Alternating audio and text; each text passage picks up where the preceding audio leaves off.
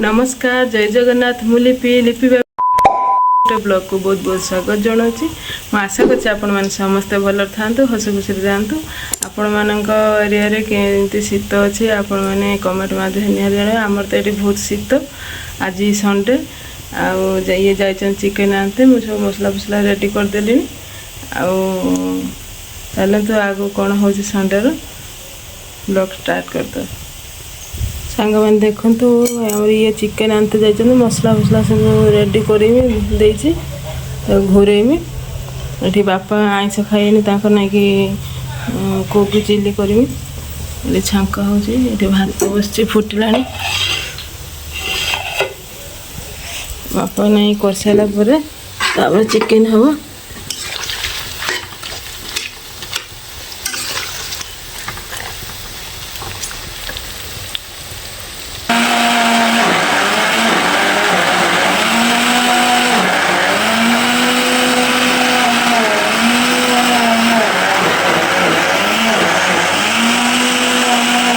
आंब pile ना last time रे जाइथिला आंब धनिक आसतो 12टा हलन केता आंच आंब आंब 3टा थिला चलुडा के खाना भी काट दे हे के खाली तेल भारी खाली हेडा एटा काट दे छी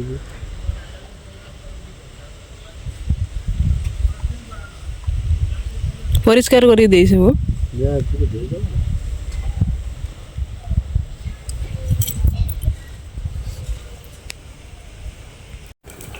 मोर चिल्ली पाई सब रेडी हो गलानी एबे करबी एपटे भात हेलानी गाळी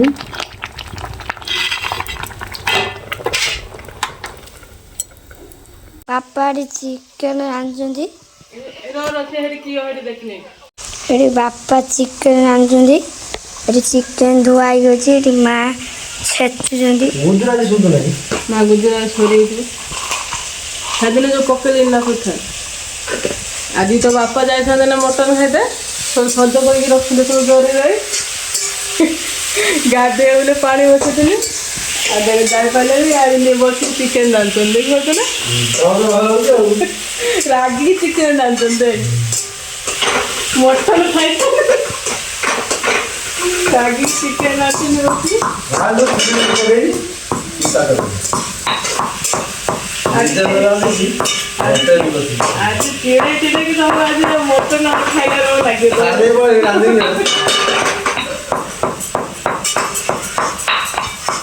बाबा चिकेन रंधा होत ना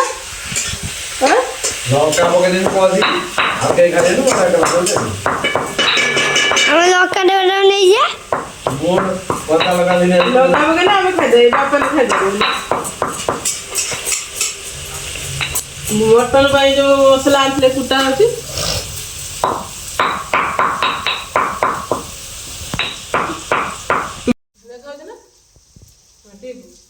ठीक आगे बन कर दीजिए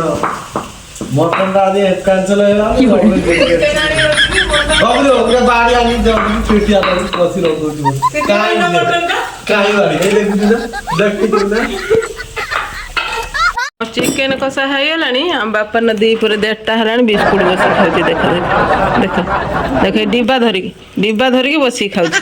मत मारुचे मुझे चिकेन कषा है कषा खाइबू ना ना मु खाइमी बिस्कुट मत मारुचे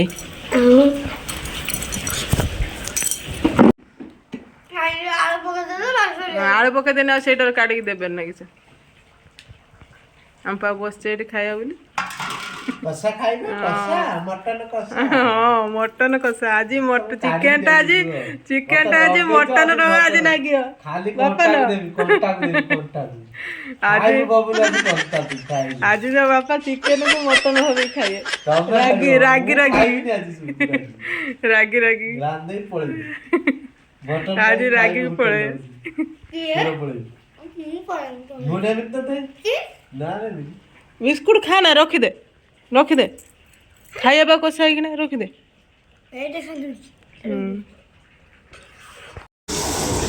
सेठी जाल काटिलानी मटन को से बड़ चूड़ा आने मटन रंधा है ମଟନ ନା ଚିକେନ ଟମାଟର କହିବେ ଆଜି ମଟନ ପାଇଁ ମହାଭାରତ ହବ।